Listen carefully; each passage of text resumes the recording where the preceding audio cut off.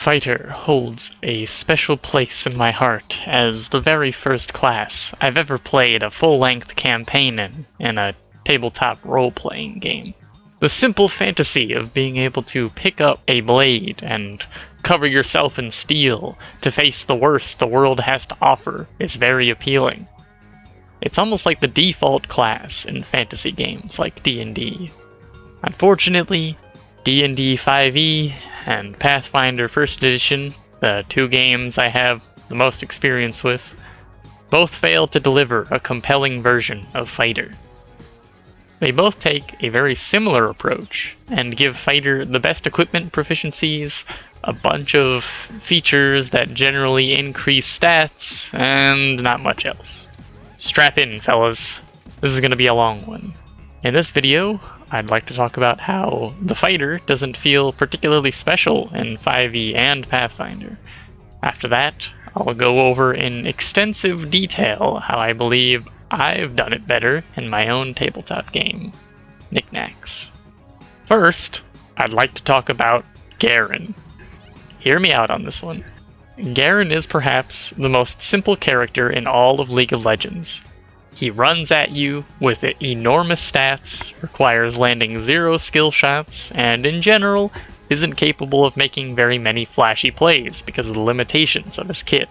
This means that Garen will typically never get picked by the top percentage of players, but still performs fine in most other skill brackets. I love Garen. I love playing him, and I love that he exists in the game as an avenue for players to get into it. I don't have to worry about all those pesky micro decisions and focus on the macro of the game.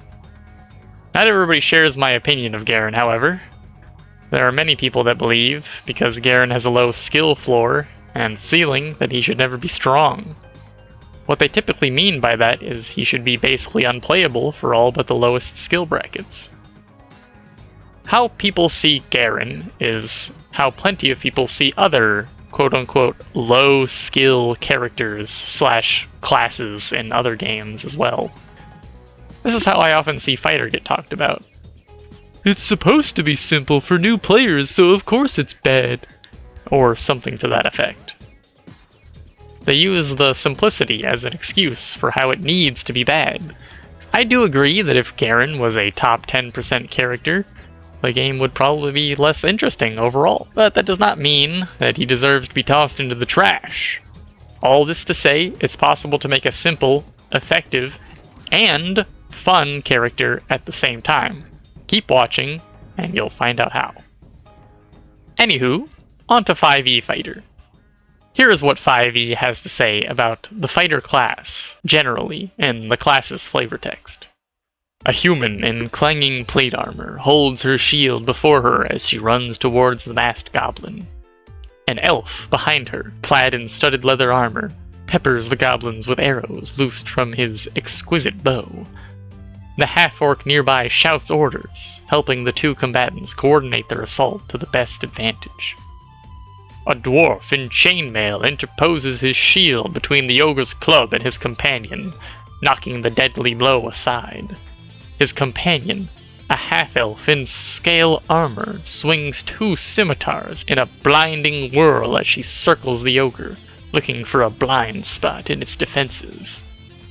A gladiator fights for sport in an arena, a master with his trident and net, skilled at toppling foes and moving them around for the crowd's delight, and his own tactical advantage. His opponent's sword flares with blue light, an instant before she sends lightning flashing forth to smite him.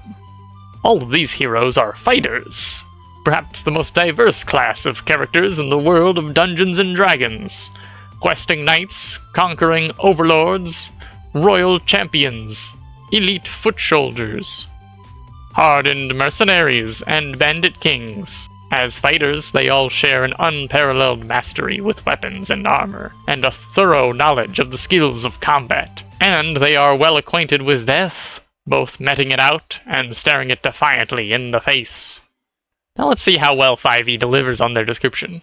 In general, the descriptions of the fighter heavily emphasize their choice of weapons and armor. This is good. Fighters should be defined by their mastery over their equipment. Unfortunately, Fighters share all of the same proficiencies with the Paladin class, so this doesn't feel particularly special. The way 5e chooses to represent fighting styles is also incredibly depressing, only offering the most basic of stat boosts, like +1 AC, or around +1 damage with Great Weapon Master. Things like the shield style imposing disadvantage on attacks, at the very least, makes you feel like you actively are participating, and actually feels significantly different than the other styles. Archery is a travesty of balance, and it spits in the face of the basic principle of 5e, where large, flat numerical bonuses aren't supposed to exist. Somehow, the superior fighting style, by default, also gets the best fighting style class feature. Good job, Wizards of the Coast. Anyway, even if all the fighting styles did offer unique gameplay dynamics, or anything substantial at all really, they are not unique to the fighter class. Both Paladin and Ranger get access to them at level 2. So already, the description where your equipment/fighting style defining your class is cracking at the seams. There is still hope, however. Even if a class sucks early, it has the chance to scale. So let's see how 5e makes Fighter feel distinct from the other classes by focusing on equipment mastery and particular fighting style. The rest of the base Fighter class almost fits on a single screen, not necessarily a bad thing, but none of these features lend themselves particularly well to the aforementioned categories. But by the time fighters get access to the 3rd/4th attack that other classes don't get access to, they can already cheat out ways to be far more effective.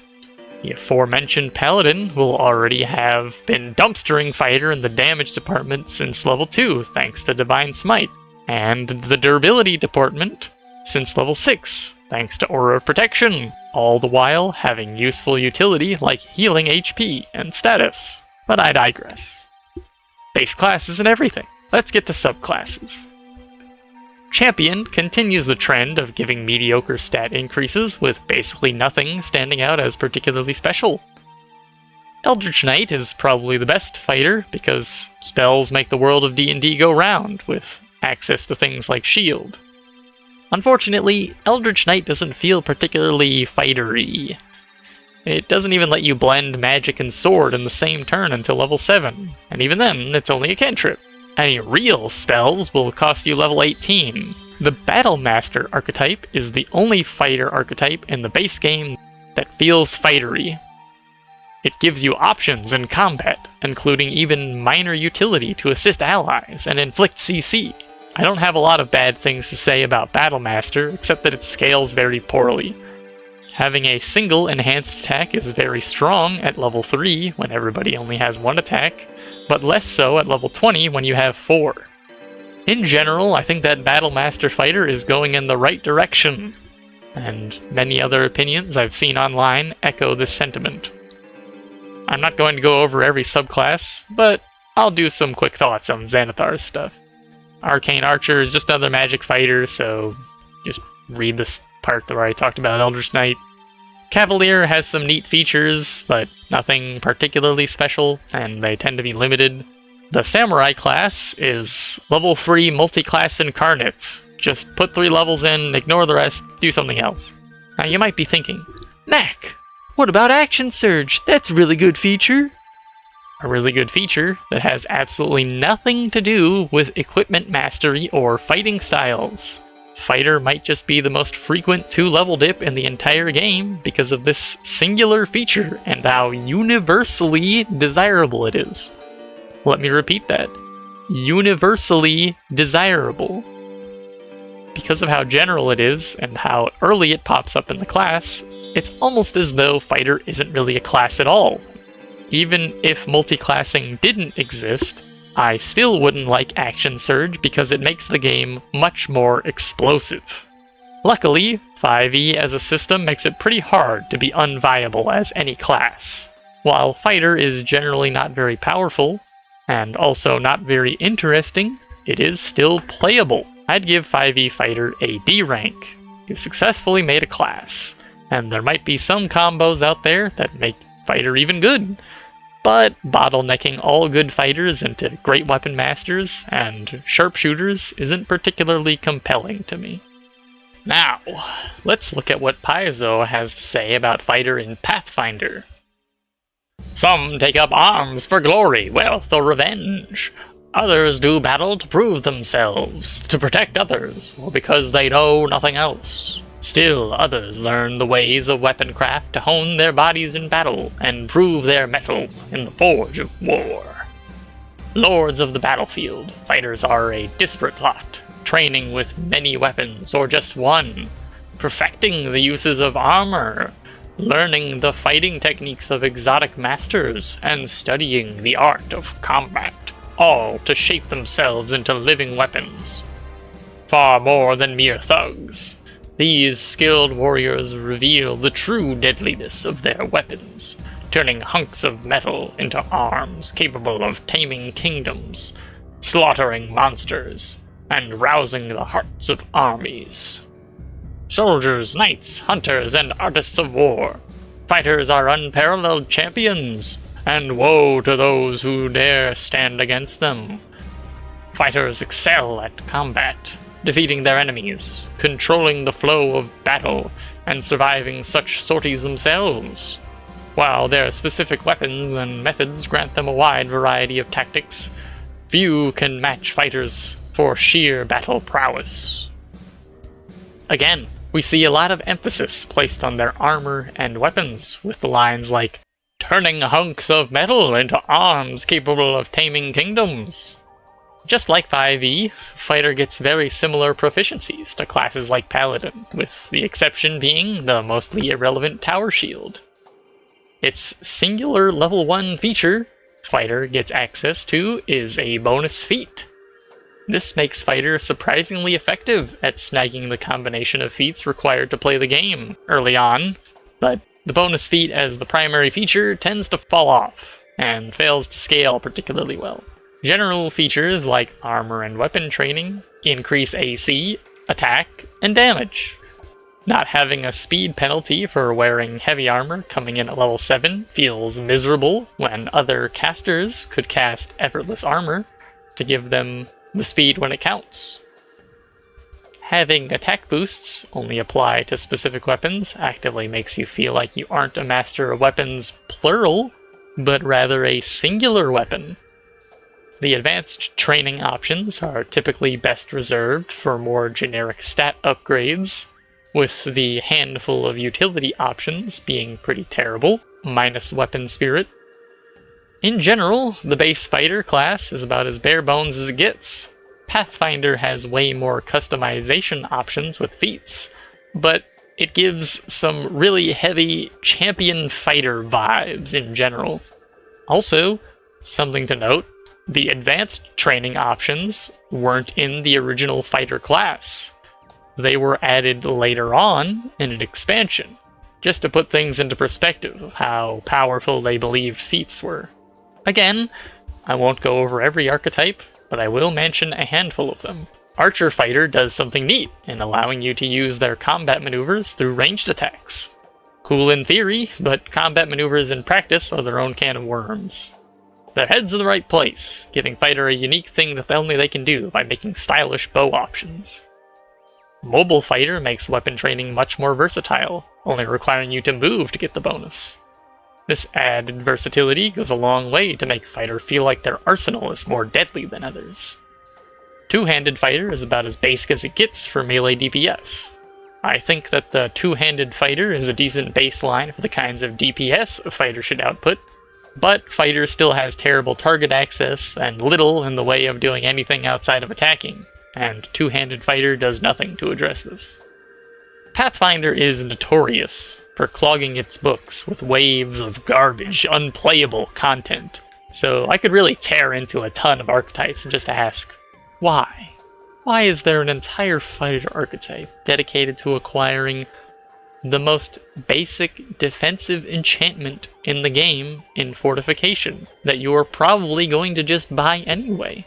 Why does Titan Fighter exchange 4 attack for an extra D8 damage, only to lose weapon training and end up losing more damage in the long run? Why is the Cyber Soldier's bonus AC the same as the generic magic item you're probably going to buy anyway in the Amulet of Natural Armor? The fact that it replaces armor training just makes it so you're always slow. There are very few good things to say about how Fighter is handled in Pathfinder. Feats, as a system, need to be doing a lot of heavy lifting to make Fighter a good class. Unfortunately, the tangled web that is Pathfinder Feats will often disappoint those willing to brave the lists. It's not like there aren't things that you can do, but like I discussed in my level 1 video, just to function, you might have to wait until level 5 or later. Funnily enough, Fighter is actually one of the best classes at remedying this issue. Pathfinder is the kind of game that will eat you alive if you do not specialize your character in doing one specific thing. So, the large quantity of feats Fighter gets is typically best invested into stacking AC, via things like Enhanced Natural Armor, Unhindering Shield, etc. Unfortunately, AC Lord isn't a particularly interesting or varied class, and certainly not as varied as advertised. Funnily enough, one of the biggest sources of AC in the standard Fighter build comes from Natural Armor, so thematically it doesn't even match up with the fantasy of being a master of equipment. Overall, I'd give Pathfinder Fighter an F rank. Even with the massive amount of content Pathfinder has available, there are still basically zero reasons to pick the base Fighter class, or even any of the archetypes, over literally every other class. Not even Fighter-specific feats can bring Fighter from the depths of the abyss. Stat bonuses are just fine as features, but they need to be supplemental to actual features that make you feel distinct from the two-handed weapon-using, thick-skinned fighters that came before you. If you play a Pathfinder fighter past level 8-ish, you're gonna have a bad time. Knack, you keep on trashing these fighters for what they aren't. If you're such an expert, then what should fighters be? I'm glad you asked. This is the fun part of the video where I get to talk about what Fighter could be. Actually, more like what Fighter is in the games that I play, and the game that I'm making, NickNacks. 5e and Pathfinder both fail to deliver on the Weapon Master archetype that they describe in their flavor text. Fighters are always ready until they don't have any action surges or HP. In NickNacks, fighters are forces to be reckoned with as much as any mage, and all for different reasons. Let's start with some broad strokes. In general, I would break up a character's strengths into a handful of categories. Offense, the ability to do damage. Defense, the ability to withstand damage, usually via saving throws, HP, AC, self-healing, etc. Support, the ability to restore hit points, heal status, or provide valuable buffs. Combat utility, such as the ability to control the battlefield with CC, move around it, or change the terrain. And out-of-combat utility. This is usually the realm of skills, but can often include other abilities that help you complete your goals that don't involve just killing things. Let's imagine that you rank each category on a scale from 1 to 5, with 1 being not relevant or sparse features that contribute, and 5 being best in class. Where would you put Fighter on each of these categories? Personally, I think that most fighters should be something like this. Offense 5, Defense 3, Support 1, Combat Utility 2, Out of Combat Utility 1.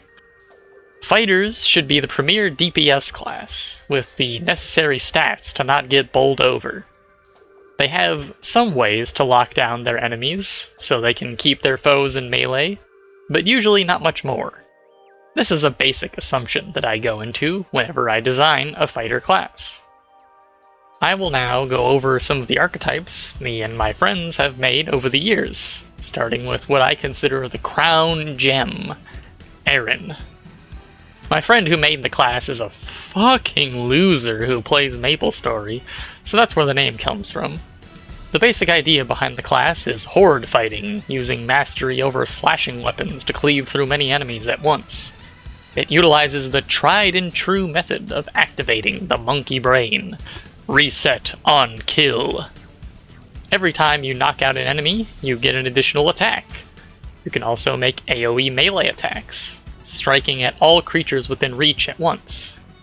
At first, the class starts small, only giving you access to the AoE attacks, but then it gives you additional movement while cleaving, essentially increasing the AoE of your attacks.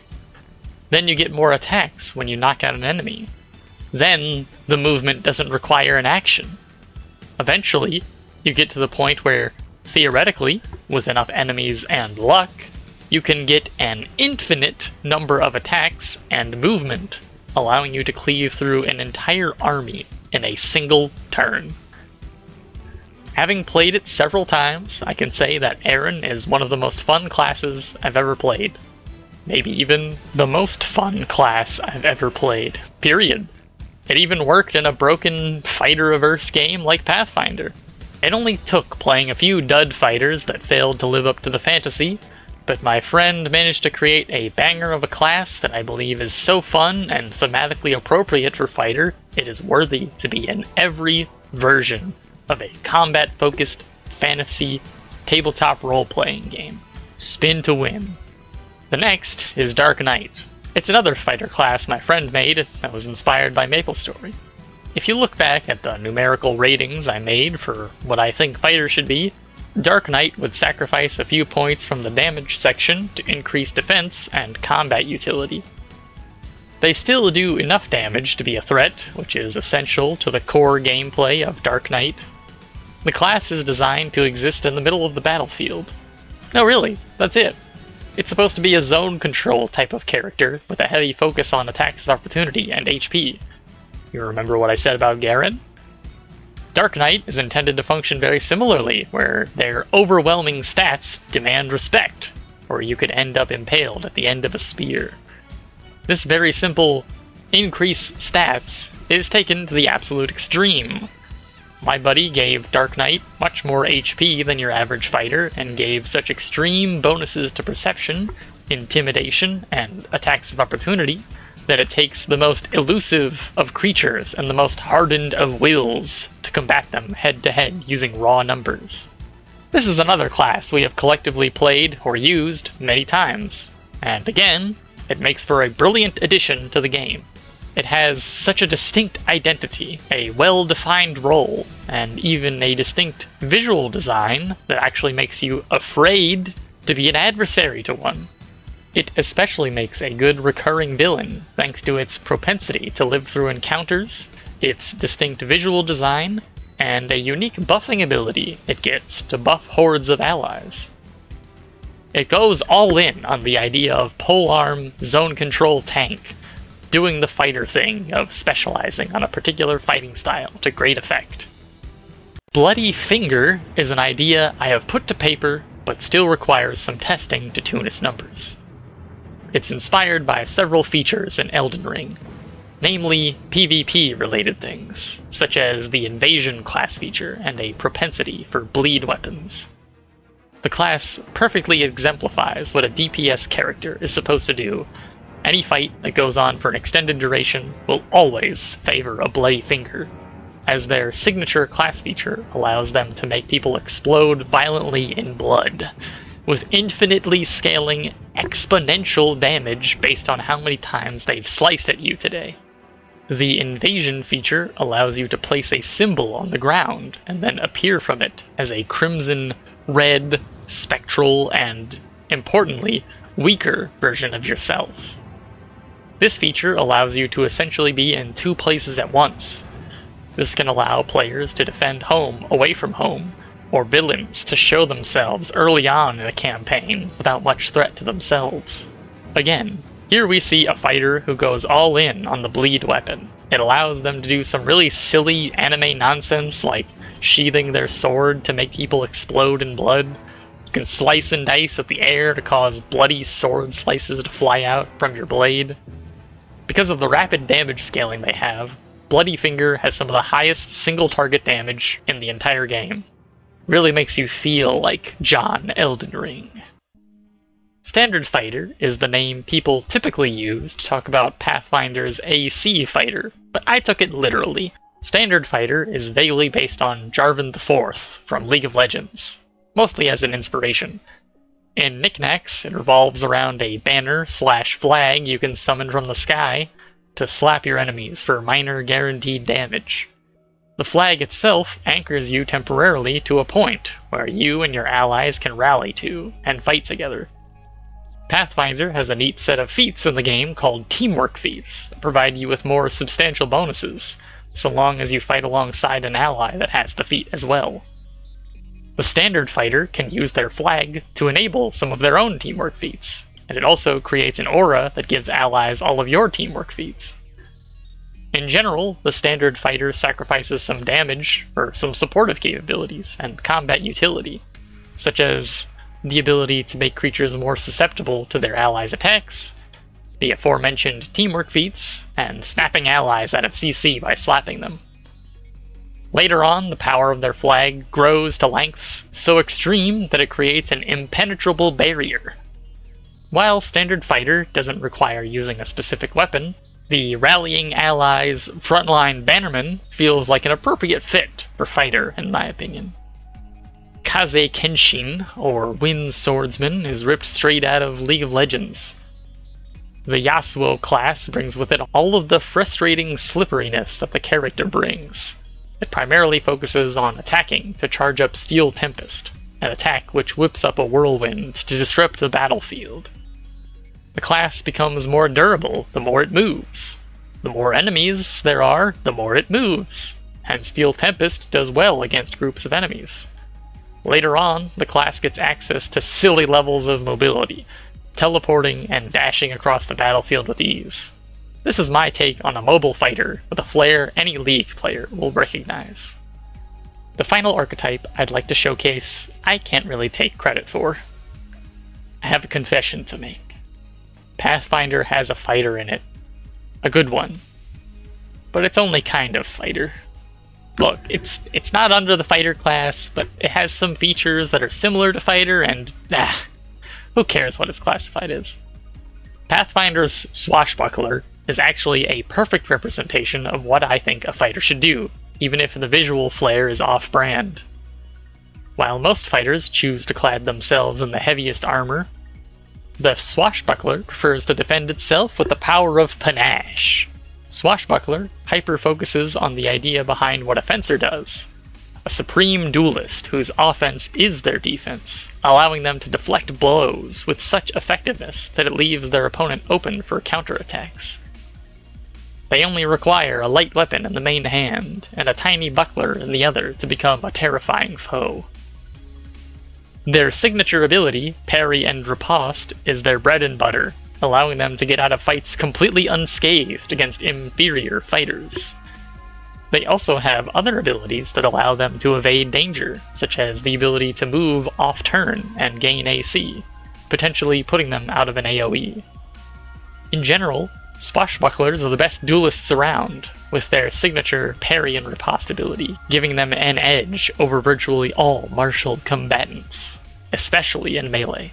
I've made some minor adjustments, but the core of its class is all Paizo. Here are some of my thoughts about my experiences with Fighter, and why I decided to make Fighter the way I did. Funnily enough, I made a class called Basic Bitch Fighter, where all it does is add stats, in case you're feeling nostalgic. If you want, you can get plus 30 AC to see just how bad having AC as your primary feature really is. If your experience playing Fighter is using only base 5e or Pathfinder content, it might be hard to believe, but there's a whole world out there where you can have fighters that feel powerful and unique. As depressing as it is to think back on all of the failed fighters my buddies and I have made over the years, and how they floundered around and died repeatedly, we still kept making them. Obviously, there's something about the core idea of Fighter that is compelling enough that people would subject themselves to such a poorly designed class again and again. I remember during the first full-length campaign that I ran, I decided to make a Fighter the main antagonist. How much he showed up was indicative of how little I cared for him once I saw him in action. That is to say, I only used him sparingly because of how hard he failed to live up to expectations. But I was so inexperienced at Pathfinder that I didn't know what to do to make him stand up to 20th level characters.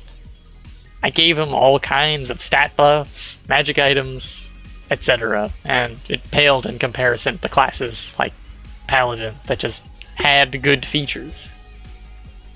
It's hard to express with words the effect that classes like Dark Knight and Aran have had on our games.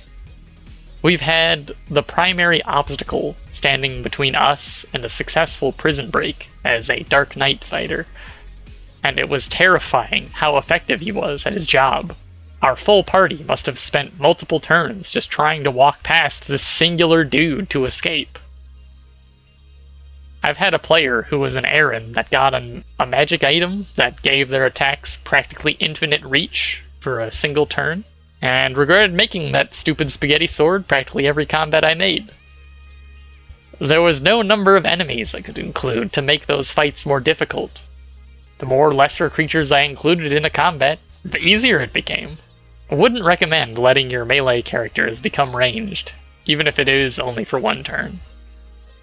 Have you ever had a moment, usually at very high level, where your character does something so incredible that it makes you stop and think something like, "I feel like a god," or "Man, imagine what the guys on the other side of the battle are thinking watching me," or something to that effect? It's a sense of awe and respect that usually only mages feel when they bust out the high-tier spells. But some turns, as Dark Knight and Aran, make you feel like that, and you only need a weapon in your hand to do it. The stat sticks that fighters tend to be are always worse than Barbarian or Paladin at doing the same things, and they always have to have less features that make them distinct. What purpose does a stat stick class serve if it does not have even comparable stats to other options? I'm sorry to all you fighter apologists out there who don't want anime fighters or whatever, but your class is garbage and needs so many more stats to do what the game expects you to do. My friend made a silly fighter class as a meme where its primary class feature was gain +2 strength every level, and it only slightly broke the game. All this "bonus feat is so good though" cope is complete nonsense. Try out Knickknacks and see what fighter can truly be. I promise you'll at least be less disappointed than what 5e or Pathfinder has to offer. Thanks for watching. If you'd like to hear about a specific topic, leave a comment and I'll try to include it in a future video. Subscribe if you want to see it. I love talking about game design in general, but tabletop RPGs are my favorite. I have links for my Twitter, Discord server, and the OneNote document I've been writing my own TTRPG in the comments below. It's called Knickknacks, and it's most similar to Pathfinder 1st Edition. I'm working on a website right now where you can see it in all of its glory. When I'm done, I'll post that link in this video too. I regularly post some of my favorite and latest stuff on both my Discord server and my Twitter. But until then, farewell, fellow gamers.